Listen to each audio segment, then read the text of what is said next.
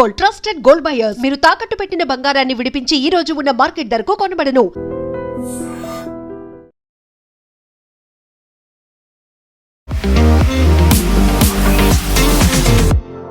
నమస్తే, నేను Kavitha. Welcome to I dream news and నిజాలు. పాకిస్తాన్ ఆఫ్ఘనిస్తాన్ మధ్య యుద్ధ మేఘాలు కమ్ముకున్నాయి. F-16లను కూల్చేశాము అని ఆఫ్ఘనిస్తాన్ అనౌన్స్ చేస్తోంది. ఆఫ్ఘనిస్తాన్లని నలిపేస్తాము అంటూ పాకిస్తాన్ ప్రధానమంత్రి షాబాజ్ షరీఫ్ కూడా అనౌన్స్ చేశారు. డ్యూరాండ్ లైన్ వెంట ఎందుకని ఈ రెండు దేశాల మధ్య గొడవ జరుగుతోంది? అసలు కారణం ఏంటి? ఏం జరగబోతోంది? ప్రపంచ దేశాలు ఎటువైపు ఉన్నాయి? ఏమంటున్నాయి? మనతో పాటుగా ఉన్నారు సీనియర్ జర్నలిస్ట్ సురేష్ కొచ్చతిల్ గారు. సార్ నమస్తే. సో మన దగ్గర ఒక సరిహద్దు రేఖ ఉన్నట్టుగా పాకిస్తాన్కి ఆఫ్ఘనిస్తాన్కి మధ్యలో డ్యూరాండ్ లైన్ అనేది ఉంది. దాని మీద ప్రతిసారి గొడవ అవుతూనే ఉంది. కాకపోతే అది ప్యాచప్ అవుతుంది అనుకున్నారు. బట్ ఇప్పుడు జరుగుతోంది F-16లో ఆల్మోస్ట్ ఒక 150 మంది చచ్చిపోయారు అని ఉంటుంది. ఒక యుద్ధం ప్రకటించారు. చాలా అగ్రెసివ్గానే రెండు దేశాలు వెళ్తున్నాయి. ఏం జరుగుతోంది అసలు? దీనికి మనం కొంచెం రివైండ్ చేసుకుని హిస్టరీకి వెళ్ళాల్సి వస్తుంది. పాకిస్తాన్ భారతదేశంలో బ్రిటిష్ ఇండియాలో ఉన్నప్పుడు ఒక లైన్ డ్రా చేశారు ఆఫ్ఘనిస్తాన్తో బ్రిటిష్ వాళ్ళు. అవును. ఆ లైన్ డ్రా చేసిన ఆయన పేరు Durand. I think Alexander Durand. Full పేరు నాకు గుర్తులేదు. ఆయన డ్రా చేసిన గీత.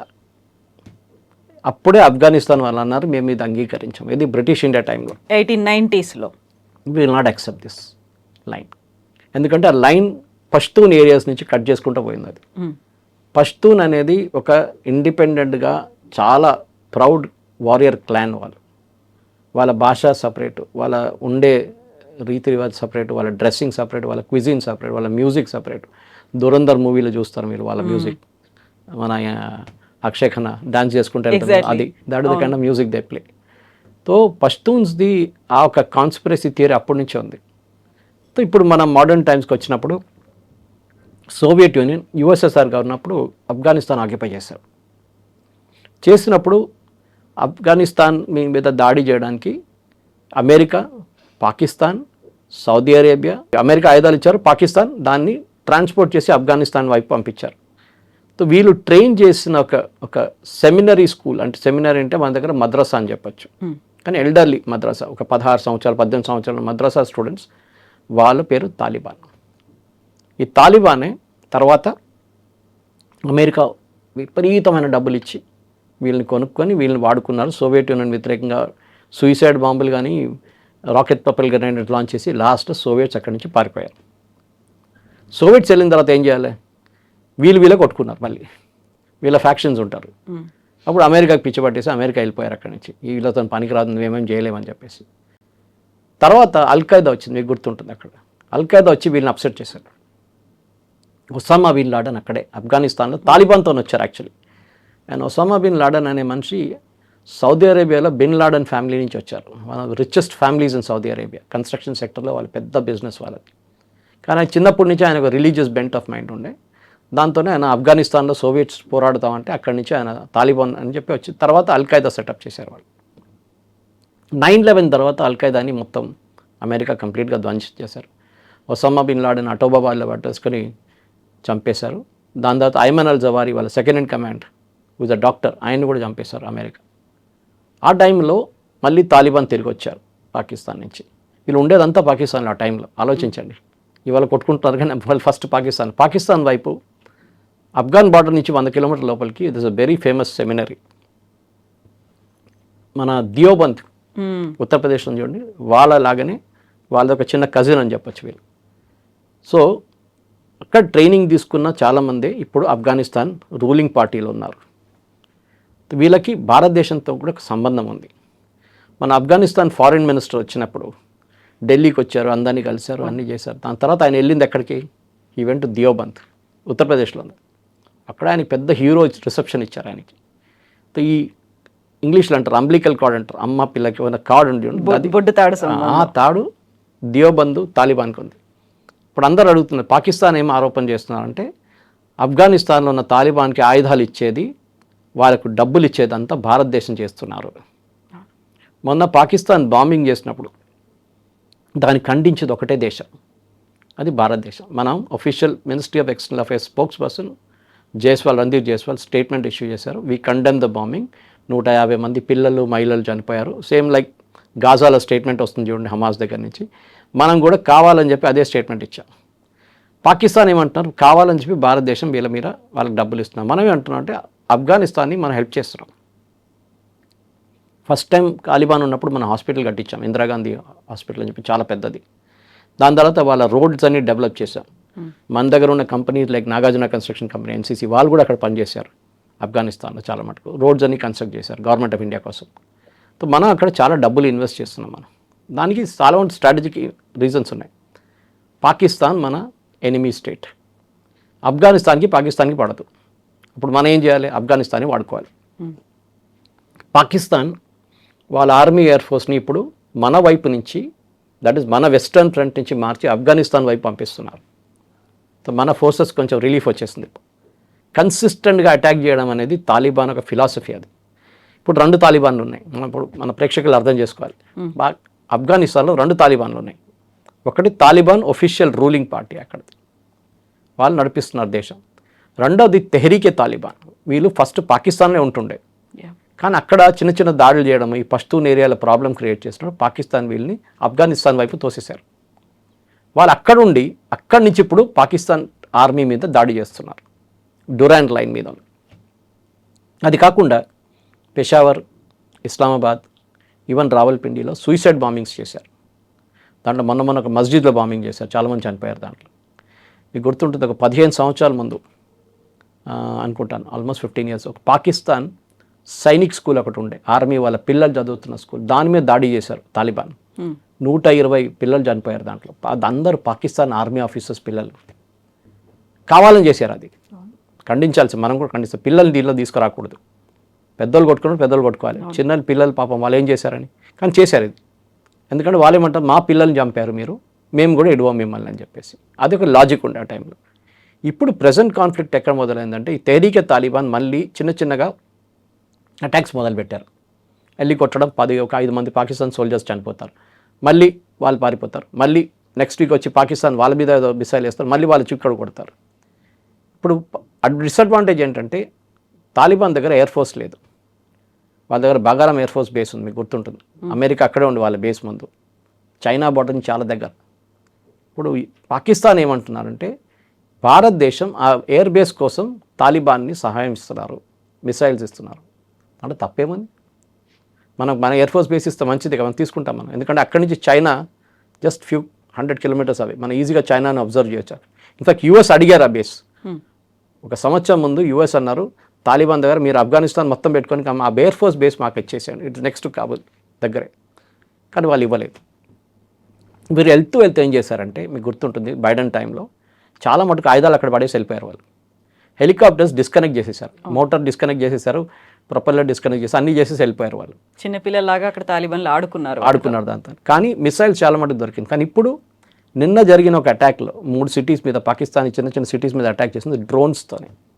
వీళ్ళకు డ్రోన్స్ ఎక్కడి నుంచి వచ్చింది ఇప్పుడు, అదే అడుగుతున్నారు పాకిస్తాన్. ఎవరు ఇచ్చారు వీళ్ళకి డ్రోన్స్? ఎవరు ఇయ్యరు. డ్రోన్స్ ఇవ్వాలంటే ఒకటే China or Turkey or Pakistan itself or China or India. ఇప్పుడు అందరూ పాకిస్తాన్ అంటారు ఇది భారతదేశం ఇస్తున్నారు తాలిబాన్కి, దానికోసం ఇప్పుడు వాళ్ళు డ్రోన్స్ వాడుతున్నారు, మిసైల్స్ వాడుతున్నారు. వాళ్ళ దగ్గర ఏం లేకుండే ఒక 6 నెలల ముందు ఎక్కడి నుంచి వచ్చింది వాళ్ళకి ఇదంతా. మన లాజిక్ నాన్ ఒఫిషియల్ మేనర్లో ఏమంటున్నారు, అన్అఫిషియల్ మేనర్లో మీరు కాశ్మీర్లో ఏం చేస్తున్నారు, మీరు మీ వైపు నుంచి టెర్రరిస్ట్ని పంపించి మా దగ్గర మా ప్రజల్ని చంపుతున్నారు, మా ఆర్మీ ఆఫీసర్స్ మీద, ఆర్మీ సోల్జర్స్ మీద అటాక్ చేస్తున్నారు. మేము చేయట్లేదు, ఎవడో చేస్తున్నారు, మీ నచ్చిందా మీకు ఇప్పుడు అని అడుగుతున్నారు. మీకు అర్థమైంది ఎట్లా ఉంటుంది ఇట్లా చేస్తే అని. అది మన లెసన్ అన్నమాట.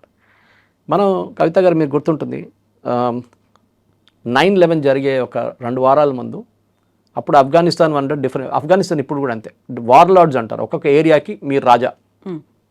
అది ఇప్పుడు కాదు, 1700, 1600 కూడా ఆఫ్ఘనిస్తాన్ అట్లనే ఉండే, ఇప్పుడు కూడా అట్లనే ఉంది. వార్ లార్డ్స్ కంట్రోల్ చేస్తారు ఒక ఏరియా, అంటే మీ చేతికుంటూ ఉంటుంది. మీ దగ్గర 100 మంది 200 మంది ఫైటర్స్ ఉంటారు, ఆయుధాలు ఉంటుంది. వాళ్ళ మెయిన్ రెవెన్యూ పాపీ కల్టివేషన్, గంజాయి. అక్కడి నుంచి అది శ్రీలంక వైపు నుంచి వెళ్తుంది అన్నమాట, పాకిస్తాన్ నుంచి. పాకిస్తాన్ రూట్ బంద్ అయిపోయింది ఇప్పుడు.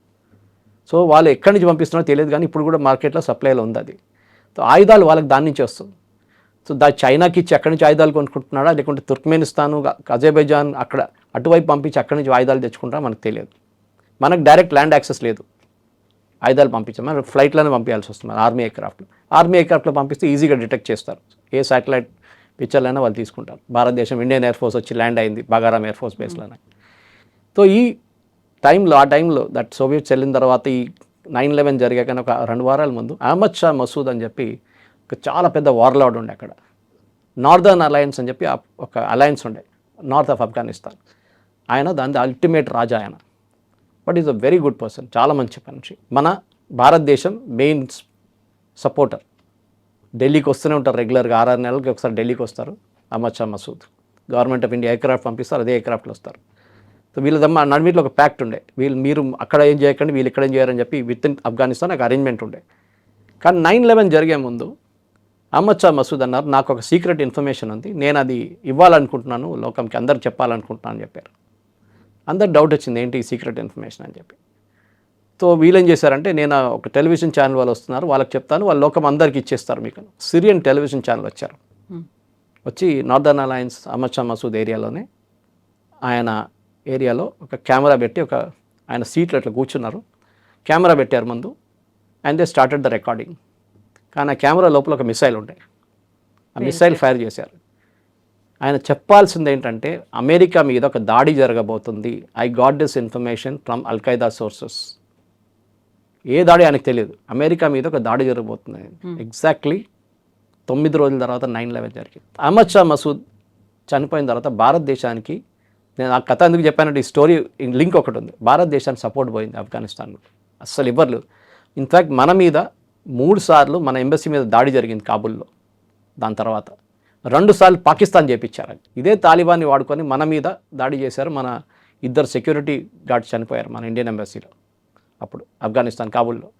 కానీ ఇప్పుడు అదే తాలిబాన్ మన దగ్గర మన హెల్ప్ తీసుకొని, మన సహాయం తీసుకొని వాళ్ళు పాకిస్తాన్ వ్యతిరేకంగా పోరాడుతున్నారు. తప్పేం లేదు, నేను అది చెప్తున్నాను. మళ్ళీ వాళ్ళు చేసిన పని మనం కూడా చేస్తున్నాం అంతే. ఇంటర్నేషనల్ డిప్లొమసీలో ఇదే నడుస్తుంది గేమ్. మీరు చేయాల్సింది that you have to fight. ఎవరిని ఉంచుకుంటారు మీ వైపు, అటువైపు ఎవరిని ఉంచుకుంటారు మన చూడక్కర్లేదు. యమన్లో చూస్తున్నాం మనం, సౌదీ అరేబియా యుఏఈ కొట్టుకుంటున్నారు, వాళ్ళిద్దరు డిఫరెంట్ ఫ్యాక్షన్స్ని సపోర్ట్ చేస్తున్నారు. సౌదీ అరేబియా ఏమో అక్కడ ఉన్న గవర్నమెంట్, మిగిలిపోయిన గవర్నమెంట్ వాళ్ళని సపోర్ట్ చేస్తున్నారు. యుఏఈ ఏమో అక్కడ ఒక రీజనల్ అలయన్స్ ఉంది, సదర్న్ రీజన్లో, వాళ్ళకి సపోర్ట్ చేస్తున్నారు. నడిమిట్లో హూతీలు ఉన్నారు. సో ఇంటర్నేషనల్ పాలిటిక్స్ ఇస్ ఒక కన్ఫ్యూజ్ గేమ్ అన్నమాట. ఎప్పుడు ఏం జరుగుతుంది ఎక్కడని చెప్పలేం. కానీ ఇప్పుడు యాజ్ వీ స్పీక్, నేను చెప్పాను చూడండి, అల్జజీరా రిపోర్ట్లో వచ్చింది, కాబుల్ మీద బాంబింగ్ జరిగింది. దానికి అటాక్ చేయడానికి తాలిబాన్కి తెలుసు ఏం చేయాలని, చేస్తారు కూడా. కాకపోతే పాకిస్తాన్ ఆఫ్ఘనిస్తాన్ మధ్య ప్రతిసారి కూడా వాళ్ళు చెప్పేటువంటి ఒక మాట, వయా ఢిల్లీ నుంచే ఆఫ్ఘనిస్తాన్కి వెళ్తుంది, ఢిల్లీ కేంద్రంగానే ఆఫ్ఘనిస్తాన్లో ఏం జరగాలో ఇక్కడే డిసైడింగ్ చేస్తోంది అనేటువంటి ఒక మాట. ఇప్పటికీ కూడా ప్రతిసారి మనం అంత సపోర్ట్ చేస్తున్నాం అన్నప్పుడు, ఈ క్రిటికల్ క్రైసిస్ టైంలో కూడా మనం ఒక సాఫ్ట్ కార్నర్తో ఆఫ్ఘనిస్తాన్ వైపు ఉన్నాము అంటే, మళ్ళీ మనల్ని బ్లేమ్ చేయడానికి పాకిస్తాన్కి ఒక వెపన్ దొరికినట్టే కదా. ప్రూఫ్ ఎక్కడ ఉంది? ప్రూఫ్ లేదు కదా. మన వైపు హఫీజ్ సయీద్ లేడు కదా. హఫీజ్ సయీద్ని పంపించి, వాళ్ళ సైన్యాన్ని పంపించి, వాళ్ళ టెర్రరిస్ట్ని పంపించట్లేదు. ఎవరో వచ్చి డబ్బులు ఇస్తున్నారు, మాకు ఆయుధాలు కావాలంటే ఆయుధాలు ఇచ్చేస్తున్నాం. అది ఎవరైనా ఉండొచ్చు రేపు. మీరు కూడా అడిగి, మీకు కూడా కావాలంటే ఇస్తాం. మా ఫ్యాక్టరీలో మస్తు ప్రొడ్యూస్ అవుతున్నాయి, డిఫెన్స్ ఫ్యాక్టరీస్లో. వాళ్ళు వచ్చి కావాలి, మాకు డ్రోన్ కావాలన్నా డ్రోన్ ఇచ్చేసాం వాళ్ళకి. ఎంత 200, వాళ్ళు డబ్బులు ఇచ్చారు దానికి. సూపర్ మార్కెట్ ఇది, మీకు కొనాలంటే కొనేసుకోండి. మనం ఫిలిప్పీన్స్కి బ్రహ్మోస్ ఇచ్చామా? They paid for it, they took BrahMos complete 3 బ్యాటరీలు తీసుకెళ్లారు వాళ్ళు, 3 యూనిట్స్ తీసుకెళ్లారు మన దగ్గర నుంచి. మనం ఎవరికైనా నమ్మడానికి రెడీ ఉన్నాం. కానీ మీరు ఇన్ని రోజులు మాతో ఆడుకున్నారు కదా కాశ్మీర్లో. ఇన్ని రోజులు ఇంతమంది వేలాది మందిని చంపారు మీరు, సోల్జర్స్ కానీ, ఇన్నోసెంట్ సివిలియన్స్ కానీ, వీళ్ళందరిని చంపారు కదా. అప్పుడు మీకు కూడా ఒక taste of the same medicine అంటారు ఇంగ్లీష్లో, అది ఇస్తాం మేము. కవిత గారు, మనం ఒకటి మాట గుర్తుపెట్టుకోవాలి, పాకిస్తాన్ కూడా ఏదో మహాత్మాలు గారు, వాళ్ళు చేస్తున్న పని వాళ్ళకు ఉంది, ఐఎస్ఐతో సహా. ఇప్పుడు కూడా తెహరీకే తాలిబాన్ వాళ్ళని కొడుతున్నారు మొన్న దాకా. ఇప్పుడు తాలిబాన్ ఏమంటున్నారంటే, మెయిన్ తాలిబాన్, మమ్మల్ని ఎందుకు అటాక్ చేస్తున్నారు, మేమేం చేసామని. ప్రాబ్లం మీకు తెహరీకే తాలిబాన్కి ఉంది, మీరు వాళ్ళతో పెట్టుకోండి, మమ్మల్ని ఎందుకు అటాక్ చేస్తున్నారు? కాదు, మీరే సపోర్ట్ చేస్తున్నారు తెహరీకే తాలిబాన్. అచ్చా, అట్లా ఉందా? మనం మెయిన్ తాలిబాన్ ఎవరు సపోర్ట్ చేస్తున్నారు? పాకిస్తాన్, అది ఇండియా చేస్తున్నారు. ఇండైరెక్ట్ రూట్ అక్కడ వెళ్ళి మళ్ళీ వెపన్స్ ఇక్కడికి వస్తున్నారు అన్నమాట. సో ఇది ఈ గేమ్ ఉంటుంది కవిత గారు. మనం ఆఫ్ఘనిస్తాన్ని వాడుకున్న ఏ తప్పు లేదు. We should use it, that should be our game అన్నమాట. కానీ అది చాలా డిప్లొమాటిక్లీ అది అజిత్ దోవల్ గారు ఎవరైనా కానీ చేపిస్తున్నారు, చాలా క్వైట్గా చేస్తారు, ఎక్కువ నాయిస్ చేయరు. యాజ్ మచ్ యాజ్ తుర్కీ ఏం చేస్తున్నారు, పాకిస్తాన్కి ఆయుధాలు ఇస్తున్నారు కదా, ఆపరేషన్ సింధు టైంలో డ్రోన్స్ ఇచ్చారు కదా వాళ్ళకి, మిసైల్స్ ఇచ్చారు కదా, అప్పుడు మనం కంప్లైంట్ చేసామా తుర్కీ నువ్వు మీరెందుకు చేస్తున్నారు ఇట్లాంటి పనులు అని చెప్పి? చేయలేదు కదా. మనం దాన్ని అడ్డుకున్నాం, మనం ఆ వెపన్స్ అన్నీ అడ్డుకున్నాం మన యాంటీ మిసైల్ యూజ్ చేసి. ఇప్పుడు మనం చేస్తున్నాం, దాంట్లో తప్పేముంది? అడ్డుకోవాలని మీరు అడ్డుకోండి. మీ ఫ్రెండ్సే ఉన్నారు, తాలిబాన్ మీ దగ్గర పుట్టారు, మీరే దాన్ని పెంచి పోషించారు, ఇప్పుడు మీరు సఫర్ కాండి, అంతే, సింపుల్ యాజ్ దట్. కానీ ఈ కల్చర్ ఆఫ్ఘనిస్తాన్లో ఉన్న కల్చర్ ఇప్పుడు కాదు, చాలా పాతది. వీళ్ళు డెఫినెట్గా ఇదే నడుస్తుంటుంది, ఇంకా మన 50 సంవత్సరాల తర్వాత మాట్లాడితే కూడా ఇదే ఉంటుంది.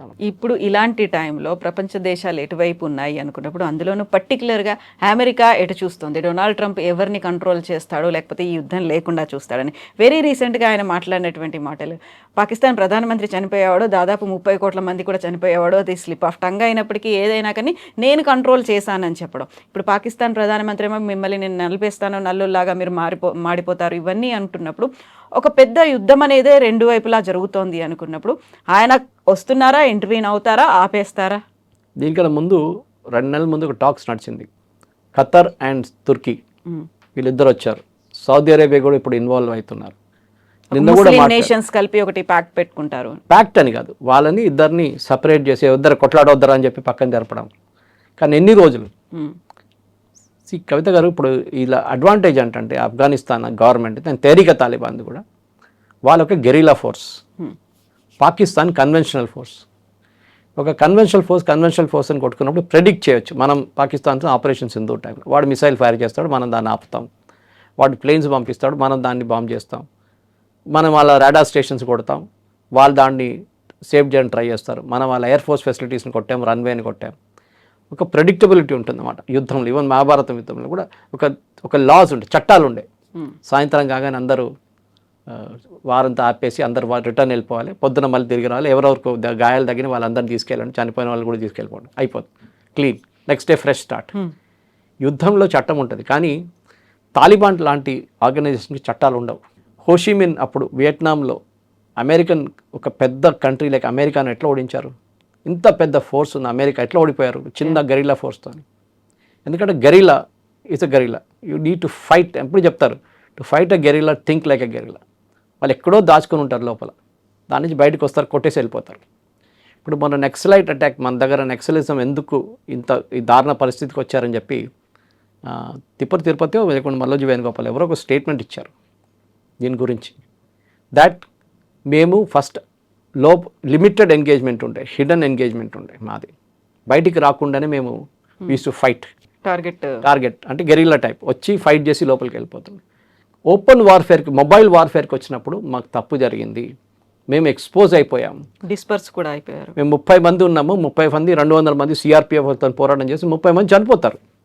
జరిగింది అది కూడా. ఆ సిఆర్పిఎఫ్ క్యాంప్ మీద జరిగిన దాడి కూడా దానికి చాలా క్లియర్గా ఉంటుంది. ఒకటి ఫెయిల్ అయింది, అది హిద్మా అది లీడ్ చేశారు, అది దాంట్లో చాలా తప్పులు జరిగినాయి వీళ్ళ వైపు నుంచి. కానీ యుద్ధం కూడా అంతే, యుద్ధం స్ట్రాటజీ మీద నడుస్తుంది, బ్లాంక్లో కొట్టడం కాదు. ఇప్పుడు ఏం చేస్తారు? తాలిబాన్ చైర్లో మీరు కూర్చుంటే మీరేం చేస్తారు? మీరు మీ స్ట్రెంగ్త్ యూజ్ చేస్తారు. మా స్ట్రెంగ్త్ ఏంటి? సూసైడ్ బాంబింగ్కి ఒక 50 మంది తయారున్నారు. చెప్పండి ఎప్పుడు తీసుకెళ్ళి ఎక్కడ కొట్టాలంటారు వాళ్ళు. వాళ్ళకి అంతే ఉంది లైఫ్ వాల్యూ. మనం 10 సార్లు కాదు 100 సార్లు ఆలోచిస్తాం మనం, వాళ్ళకి అది లేదు. అది ఆ బ్రెయిన్లో వైడ్ అట్లా ఉంటుంది. వాళ్ళు రెడీగా ఉంటారు. వెళ్ళి ఇస్లామాబాద్లో ఆ మస్జిద్ని కొట్టు అంటారు. అక్కడ ఫ్రైడే రోజు వెళ్ళు, ఫుల్ ఉంటుంది, హౌస్ఫుల్ ఉంటుంది, వెళ్ళి కొట్టు, ఒక 50 మంది నుంచి 100 మంది చనిపోతారు. అప్పుడు వాళ్ళకి అర్థమవుతుంది అంటారు. పాకిస్తాన్ అది ఫ్యాక్టర్ చేయలేకపోతున్నారు, బికాస్ కన్వెన్షనల్ ఫోర్సెస్ లేరు వాళ్ళ దగ్గర. వాళ్ళు ఆపాలంటే ఏంటి? బ్యారికేడ్స్ పెట్టాలి. బ్యారికేడ్ పెడితే ఉన్న మస్జిద్కి వస్తున్న వాళ్ళు కూడా ప్రాబ్లం అయిపోతుంది. పార్కింగ్ చేయకూడదంటే ఇంకా పెద్ద ప్రాబ్లం అయిపోతుంది. మన దగ్గర దిల్సుఖ్ నగర్ బ్లాస్ట్లో, దిల్సుఖ్ నగర్ ఎందుకు చూస్ చేశారు? కొంచెం క్రౌడెడ్ ఉంటుంది, మాస్ ఉంటారు, అక్కడ మెస్ ఉంటుంది, ఎప్పుడు ట్రాఫిక్, ఎవరు వస్తారు ఎవడు పోతే తెలియదు. ఇదే యూజ్ చేస్తారు టాక్టిక్. మనం అటాక్ చేస్తున్నప్పుడు టెర్రరిస్ట్ మైండ్ గురించి ఆలోచించాలి. సో తాలిబాన్ ఇప్పుడు ఏం చేస్తారంటే, మీరు మమ్మల్ని ఎయిర్ ఫోర్స్ అని కొట్టారు కదా, okay very good very good, ఇప్పుడు మేము చూపిస్తాం మా స్ట్రెంగ్త్ ఏముందని మీకు అని. సో ఇట్లా రెగ్యులర్గా కొడతారు. ఇప్పుడు వచ్చి suicide bombing will be their main weapon వాళ్ళది, అది వాళ్ళు యూజ్ చేస్తారు. ఇప్పుడు డ్రోన్స్ వచ్చిందంటారు, I was very surprise with drones. పాకిస్తానే చెప్పారు డ్రోన్స్ యూజ్ చేశారు ఆఫ్ఘన్ ఆర్మీ. ఫస్ట్ టైం ఈ యుద్ధంలో యూక్రెయిన్లో నడుస్తున్న అదే స్ట్రాటజీ ఇక్కడ కూడా వర్కౌట్ అవుతుంది. తాలిబాన్ వాళ్ళ స్ట్రాటజీ మార్చారా, వాళ్ళు సూసైడ్ బాంబింగ్ బదులు ఇంకా డ్రోన్లు వాడతారా, అది ఇంకా డేంజరస్. ఎందుకంటే చాలామంది ఆఫ్ఘాన్ రెఫ్యూజీస్ ఇంకా పాకిస్తాన్లో ఉన్నారు. వాళ్ళని వాడుకుంటే పాకిస్తాన్కి అసలు ఎక్కడి నుంచి వచ్చిందని కూడా తెలియదు వాళ్ళకి. అది చాలా డేంజరస్ ఉండిపోతుంది ఆ గేమ్. అది ఎప్పుడు జరుగుతుంది, ఎట్లా జరుగుతుంది అనేది డెఫినెట్ ఇంకో వారం 10 రోజులు ఆగాల్సిందే. ఆల్రెడీ ప్రామిస్ చేశారు, ఆఫ్ఘనిస్తాన్ గవర్నమెంట్ ప్రామిస్ చేశారు, they will be a very firm response అన్నారు. అది ఎట్లాంటి రెస్పాన్స్ ఉంటుంది, ఏ రూట్లో వెళ్తుంది అనేది మనం చెప్పలేము ఇప్పుడు. కానీ నా అంచనా ప్రకారం it be a pure guerrilla attack. Suicide bombing ఉంటుంది, అది కాకుండా వాళ్ళు బార్డర్ పోస్ట్ అటాక్ చేయడానికి మొదలు పెడతారు. అది కూడా జరగవచ్చు 2 వైపుల నుంచి. కానీ పాకిస్తాన్కి కన్వెన్షనల్ ఫోర్స్లో సుపీరియారిటీ ఉంది, దాంట్లో డౌట్ లేదు. ఎయిర్ ఫోర్స్ ఉంది, వాళ్ళ గ్రౌండ్ ఫోర్సెస్ ఉన్నాయి, 2 వాడుకుంటారు వాళ్ళు. కానీ ఆఫ్ఘనిస్తాన్ టైప్ నుంచి వాళ్ళు సోవియట్ యూనియన్తో పోరాటం చేసిన వాళ్ళు చాలామంది ఇంకా ఉన్నారు దాంట్లో, వెటరన్స్. వాళ్ళు లీడ్ చేస్తారు. సోవియట్స్ పారిపోతే పాకిస్తాన్ ఇక్కడ నోబడీ పాకిస్తాన్. అది వాళ్ళ లాజిక్ అనమాట. సో మేము F-16లను కూడా కూల్ చేసాము అని ఆఫ్ఘనిస్తాన్ చెప్తోంది. సో అగ్రెసివ్గానే 2 కంట్రీస్ వెళ్తున్నాయి అనిపిస్తోంది కదా. How long it will go, ఎంత టైం పడుతుంది అంటారు దీనికి? యుద్ధానికి ఒక స్టార్ట్ డేట్, ఎండ్ డేట్ ఉండాలి. మోదీ గారు చాలా మంది అడిగారు మోదీ గారి దగ్గర, ఎందుకు ఆపారు యుద్ధం 4 రోజులు. యుద్ధం చాలా మంచిది చూడడానికి. ఆ డెడ్ బాడీస్ రావడం మొదలు పెడుతుంది చూడండి, అప్పుడు మూడంతా మారిపోతుంది. పాకిస్తాన్కి అదే భయం, ఆఫ్ఘనిస్తాన్కి ఆ భయం లేదు. వాళ్ళ వైపు నుంచి వాళ్ళు చూశారు ఎప్పటి నుంచో, ఇప్పుడు కాదు, మన జంజిస్ ఖాన్ టైం నుంచి చూసుకుంటూ వస్తున్నాం. ఆ టైం నుంచి వాళ్ళ ఫిలాసఫీ ఇది. వాళ్ళు they will fight like that. ఆ పాలసీ పాకిస్తాన్కి లేదు. పాకిస్తాన్ భయపడతారు. మీరు గుర్తుంటుంది, మీకు ఇరాన్తో పాకిస్తాన్కి చిన్న యుద్ధం ఉండే, కొన్ని రోజులు నడిచింది, 3-4 రోజులు. ఇదే ప్రాబ్లం బలూచిస్తాన్ వైపు. బలూచీలంతా మా మీద దాడి చేశారు, దానికోసం ఇరాన్ మీద దాడి చేస్తున్నారు. లాజిక్ అంటే అర్థం కాలేదు అసలు. అంటే ఇరాన్ బలూచీస్ని హెల్ప్ చేస్తున్నారా? మీరు మొన్నదాకా చెప్పారు మీరు భారతదేశం హెల్ప్ చేస్తున్నారని చెప్పి సడన్ ఇరాన్ ఎట్లా తీసుకొచ్చారు? ఒకటి షియా, ఒకటి సున్నీ, మీరు ఎట్లా కొట్లాడతారు? సో అది ఇంకొక లాజిక్ ఉండే అనమాట. ఇప్పుడు as we speak just now, మీరు ఇక్కడ వచ్చే ముందు 5 నిమిషాల ముందు యుఎస్ ఎంబసీ, ఇజ్రాయెల్లో ఉన్న యుఎస్ ఎంబసీ వెకేట్ చేశారు. ఏదో పెద్ద జరగబోతుంది, మరి చెప్పలేము ఏం జరగబోతుంది. కన్వెన్షనల్ వార్ అది. అంటే యుఎస్ ఎంబసీ వాళ్ళ ఎంప్లాయీస్కి వార్నింగ్ ఇచ్చారు, వెకేట్ ద ఎంబసీ ఇమీడియట్లీ ఇజ్రాయెల్లో.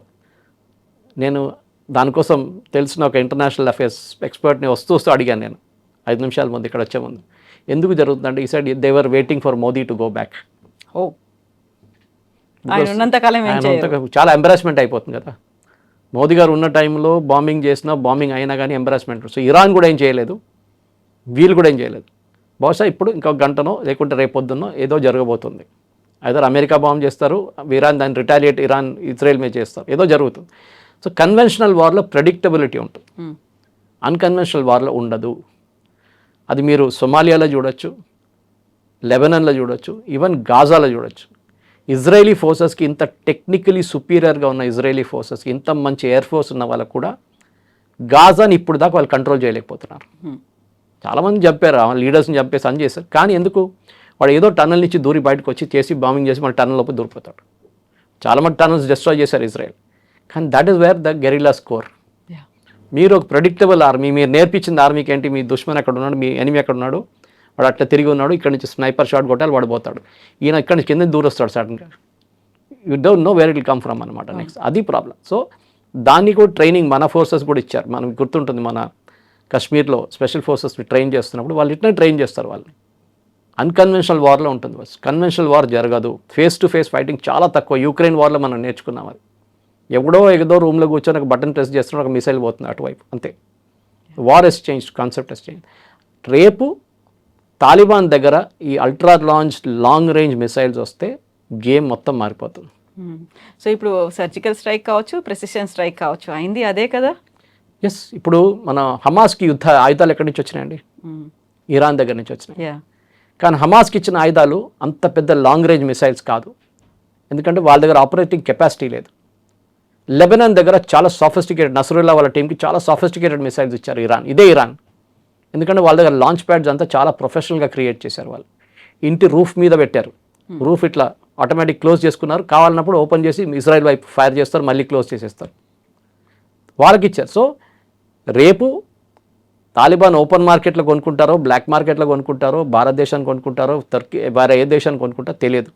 కానీ ఒక్కసారి వాళ్ళ దగ్గర ఒక మిసైల్ ఒక 50 మిసైల్స్ అని వస్తే ఈ గేమ్ మొత్తం మారిపోతుంది. మీరు అడిగిన ప్రశ్న ఎన్ని రోజులు ఉంటుందని అప్పుడు ఒక ఎండ్ గేమ్ ఉండదు దానికి. డెఫినెట్గా 1 రోజు 2 రోజులు 3 రోజులు కాదు. బహుశా ఇప్పుడు టర్కీ మాట్లాడతారు, సౌదీ అరేబియా మాట్లాడతారు, మనం కొట్టుకోకూడదు కదా, you are one Islamic nation, this is one Islamic nation, ఇది బాగుండదు, బయట వాళ్ళు చూసి నవ్వుతారు అని చెప్తారు. అదే జరిగింది మొన్న కూడా. కానీ అది 5 రోజులు వింటారు, దాని తర్వాత తెహ్రీక్ తాలిబాన్ మళ్ళీ వచ్చాక అటాక్ చేస్తారు, మళ్ళీ మొదలవుతుంది అంతా. This will go on forever. దీనికి అంతులేని కథ అది. Yes sir, thank you so Thank you much very sir, thank you.